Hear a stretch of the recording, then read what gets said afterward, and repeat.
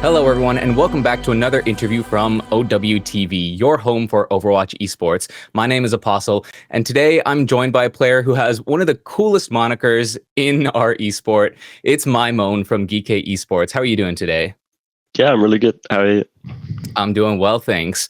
So before I dive into the specific questions, I do want to ask about the nickname that you've gotten. You have become known as the Hidden Blade of Wales. How do you feel about that? I think it's cool. I mean, when OBS Surgeon made the video of me, she asked if I had like any ideas for like a nickname. I was like, nah, you can pick whatever you want. And they came up with that, so I was like, yeah, it's fine. Yeah. I mean, yeah, you came out with a pretty good one. That's a pretty sick name. The name alone gives you so much aura. But taking a look at our matches here, obviously weekend one is wrapped up under your belt now, and you had a bit of a slower start facing off against Team Z. So how was that for you? Yeah, it was fine. I think I prefer when I think last stage as well. We had like a relatively easier game to start. I think it's nice, especially because this stage, actually, yeah, everyone on the team is like started back at school, so it's nice to have like an easier game to get back into the swing of things. Yeah, Yeah. Do you prefer that over, facing off against one of the other top teams right off the bat? yeah, for sure. I think like Nightmare played SSG, and I think Liquid played Nightmare. Like Nightmare had a pretty tough schedule first week. I'm glad I'm not Nightmare's shoes. Yeah, Especially because we're like figuring things out with the meta and stuff. So it's nice. for sure. So in that match, we did see that you are kind of using a lot of Venture right now, and you're one of the few players doing so. So can you kind of tell us like how your thoughts are on Venture and their state in the meta in the moment? They're okay. Um, it was only really on Lijiang because we banned Tracer, I think, and I don't know. I just like playing Venture on that map. Um, I think in scrims normally I played Genji when we banned Tracer on that map, but I was just like, I'm just gonna play Venture, and it was fun. But overall, they're like a decent hero, but there's just better heroes. Like Tracer, Genji are generally better right now, I would For say. sure. So was this kind of using the match against Team Z to limit test a little bit more, seeing if you can make the Venture work? Yeah, and just like I saw Scenario because it's like a good map for it, and Tracer was banned, so yeah. Speaking of those bans, we did see that your guys' first two bans actually were against Tracer and Genji, which are some of the DPS that we're seeing the most of right now. So are heroes like that, is that kind of a concern for you, or were you just kind of testing the waters with the bans there? Well, it was mainly because we feel like their DPS aren't super flexible, so we could like punish that. We were actually surprised in second map that they let us ban Genji. I think we banned Genji second map. Like we thought they would just protect ban DPS because I think like when they get to play Genji Tracer, that's probably like their strongest look. Like Peace on Genji and Ryan on Tracer. So we were surprised they let us do that. And in answer to your question, yeah, it is also like I would say double flex DPS. It's no surprise. It's not like our best comp. Like Dennis prefers to play like more of the hitscan heroes. So yeah, it was like a double whammy, I suppose. Right. Okay. And so, you mentioned Lethal, that he is kind of having to play a bit more of a wide variety of heroes, right? We're seeing him on Reaper. We're seeing he even pulled out the Sombra, right? Obviously, not heroes that he's really known for being like that kind of star hit scam, but he did seem to, be making it work pretty well. So, do you have anything to comment about like how he's been adapting to these more non-hit scan roles? Yeah, I mean, I think in comparison to most hit scans, like Lethal can play flex DPS like pretty well. Um, like I think throughout his career, he's always like played flex DPS heroes like a decent amount. It's more that just like he's best on the hit scan heroes, So ideally, we want to be playing those heroes, but the meta doesn't really allow it. But yeah, I think in NA, it's only really like I mean, because like Tree's basically he's always played flex DPS, Like before he was on like Liquid, he was mainly a flex DPS, right? So he probably has like that edge. But everyone else, I think Lethal is like fine on flex DPS first, Like Lethal's a really really good player, for sure. Definitely. So, do you guys think that you do have a better chance kind of adapting to the meta rather than just like trying to force him onto hit scan? Eh, I think it's hard, right? Like with all the hitscan nerfs, it's like it is tough to play hitscan right now. So I don't know. We're still figuring it out. Like I think Sombra is a pretty good hero right now. I mean, we saw like T1 play a decent amount of Sombra to success against what was it, Crazy Raccoons. Reaper is also another strong alternative. I think ideally we're gonna try to sway like not play double flex DPS where we can. Or if it is, it'll be like here's like Sombra, where I think Lethal's got a really good Sombra. His Reaper's insane as well, actually. So yeah, I think we're gonna not play Genji Tracer. That's the comp we're probably gonna not want to play. Okay, makes sense.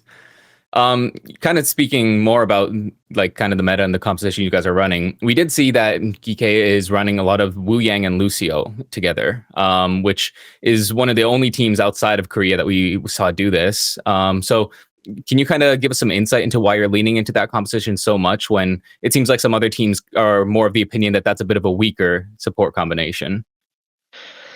Yeah, I don't know. Like to be honest, I also at first was thinking it's weaker, and maybe objectively speaking, it is weaker. But like Ultraviolet's like I would say is the best Wuyang in the world right now. Like he's insane at Wuyang.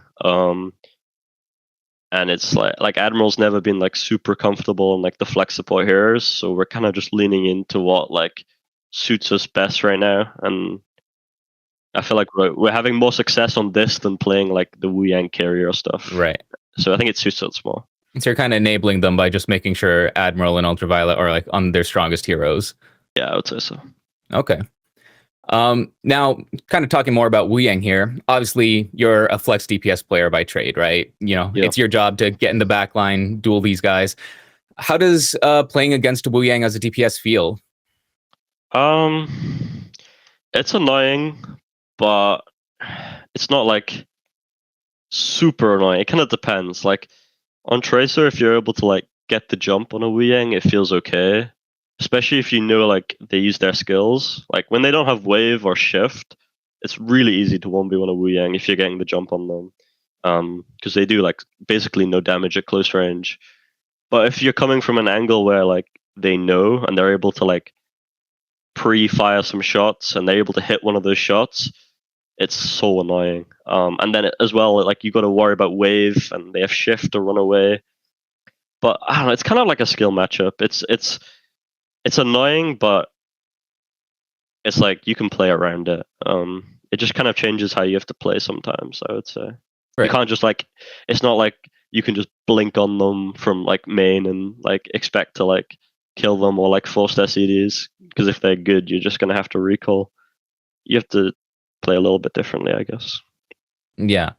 Now, kind of talking about Tracer specifically, like you were mentioning, Yeah. we did see that, you know, you're still running when it comes to like her perks, you're still running the Blast from the Past perk, which is, you know, you get all the blinks on recall versus the Kinetic Reload, which is the melee hits grant 20 ammo, which it does seem to be the case for most Tracer players. But as a Tracer player yourself, can you kind of explain what it is that makes that melee perk really not be such a good choice, despite it being like the newer, flashier one?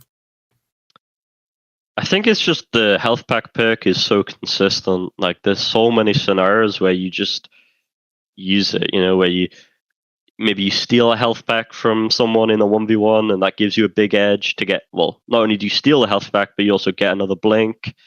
Or just moving around the map, it's a lot quicker.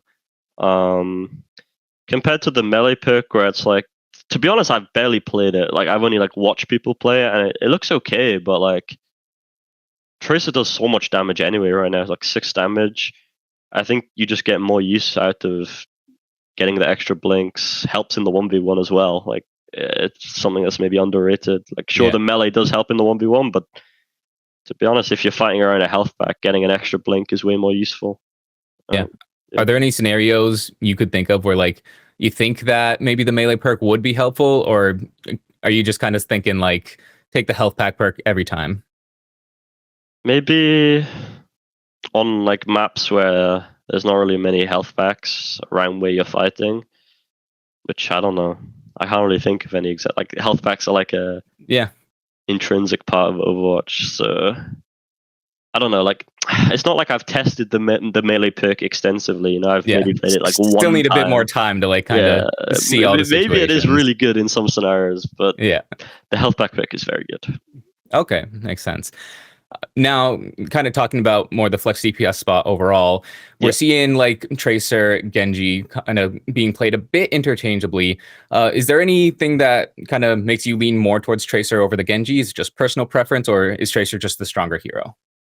Kind of depends. I think against some comps or on some maps, maybe Genji feels a little bit nicer against like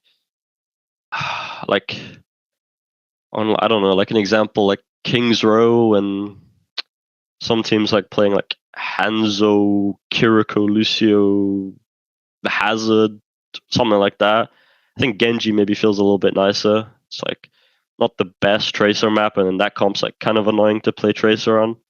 Would that be on account of Genji being better to access high grounds, or? And just like the matchups, like when there's not like super good flanks on the map, or just like the way the map is laid out. So like kind of what you said, Genji just feels nicer into that matchup. But assuming I'm playing with like a Hitscan or like a Reaper, I would say Tracer is better normally in most scenarios. Yeah. Gotcha. Yeah, makes sense. All right. So obviously, Team Z was a pretty straightforward match for you guys. And your next game up will be versus Sakura. And this is a team that's come in with like quite a few changes. So do you have any expectations for what that game might look like? Should be a relatively simple game again. I think they have like another British player now, right? I think they have Alba. Right? Is that Alba is Extinction. They have shit. Oh, maybe I got the teams mixed up. They have Zomba, right? Is that Sakura? Yes. Let me pull up. Zomba's good. Natsuki. That's what I was thinking of. Oh, they have Natsuki. Yeah, that is European. I think it should be a pretty simple game. I think Zomba's a really good player though. I think he's on the come up for sure. He's got really good Tracer mechanics. But yeah, realistically, it should be a pretty simple game. Now, going past just that next week and kind of looking at how you feel overall compared to the different teams, we have what seems to be a couple pretty strong contenders to you guys this stage, with SSG definitely seem to have upgraded. And of course, Team Liquid, this seems to be a pretty good meta for them. So how do you guys kind of rate yourselves looking at the rest of your kind of top three companions? I mean, yeah, it's definitely like, I think UV mentioned it in a previous interview. It's like an insanely good meta for Liquid. And to be honest, at like first few days of scrims, it was fucking tough. I can't lie. We were like mirroring like Bull, Kiri, Wuyang, double flex DPS, and I mean, yeah, it would be like if they lose in that mirror, it's like it's not looking good for them. But I don't think we should play that mirror if we want to win. I think if we play things more to our style, we can win against Liquid. I think we always like perform pretty well in officials, and especially by the time like the real match, like the important matches come, there's going to be a different patch, and I feel like we always find our way. You know, we always lock in towards the playoffs. So I think we'll be fine. Like they are a very strong team in this matter, and then SSG as well with their changes. Orc's been looking really good.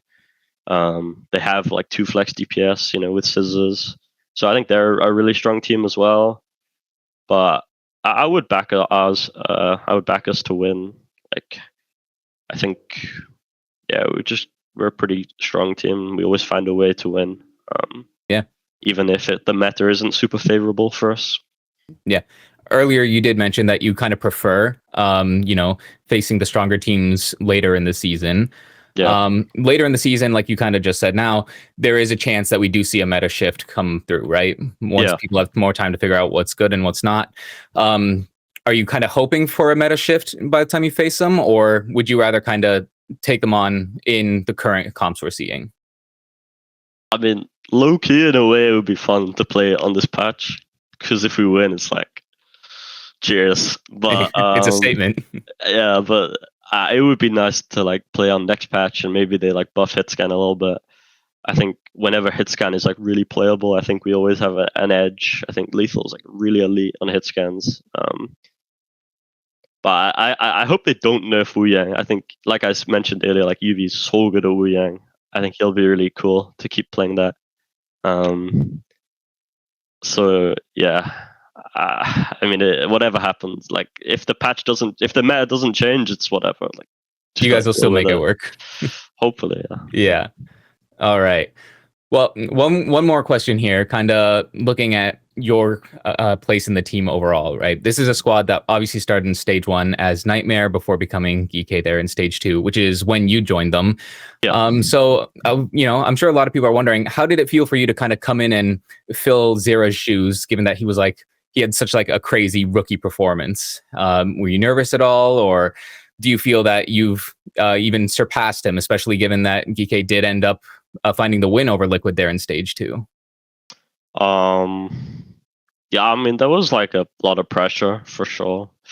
I think it's like a hard situation for any player to come into like a team that's had a lot of success, replacing a player who's played really good. I think now maybe I've found my footing a bit more. I think EWC, I was like overall very, very happy with my performance. Only really against like Falcons in like the Tracer Mirror against Proper, I was like a bit disappointed. I feel like I could have played better, but it's also Proper on Tracer, so I can't be too disappointed. But yeah, I think at the start, I was like there was a lot of pressure. But then how I played in EWC, I think that was a really good sign that I'm fitting in more. Now we just got to see how this next stage goes. Once we get some like big tests, like against like the top teams, we'll see. Yeah. Speaking of top teams, like obviously I'm sure that you expect the team to finish top 3, and I think everyone else does as well, which will take you to Stockholm, of course. So I want to ask, if you get to Stockholm, is there anybody specifically that you're looking forward to facing off against? I would say any of the Korean teams and any of the European teams. Maybe beating like Alcad would be nice because it was such a close game in EWC. Virtus Pro, who I would assume would qualify, I think would be a really nice team to play against. And yeah, all the Korean teams. So far, I've only really beat one Korean team in my career, I think, which was Fnatic at EWC. So beating another Korean team would be really nice. It's always a statement, I think. Perfect. We'll be looking forward to it. Well, that about wraps up everything I have here today. But before I let you go, do you have any messages for the fans? Anything you want to shout out? Guess just thanks everyone, the fans, for supporting us, and my mom, who always watches all my games. So she's probably watching this interview too. So shout out to my mom. It's her birthday soon. Oh, there you go. Well, an early happy birthday to your mother, and shout out to her for raising such a talented player. Thanks. But yeah, that pretty much wraps up everything we have here for today. So, Maimone, thank you so much for joining us, and thank you for giving us that insight into your matches. We really appreciate you having us. Of course, likewise. Thank you. Yeah. And with that, that brings the interview to an end. Thank you all so much for watching. Make sure you follow Maimone and Geekay Esports on their social medias so you can make sure you catch their matches as they come up throughout the rest of the season. And make sure you follow owtv.gg so that you can keep up to date with all the interviews that we do, and you can get a look at whatever your favorite players are thinking behind the scenes. Thank you all so much for watching, and have a great day.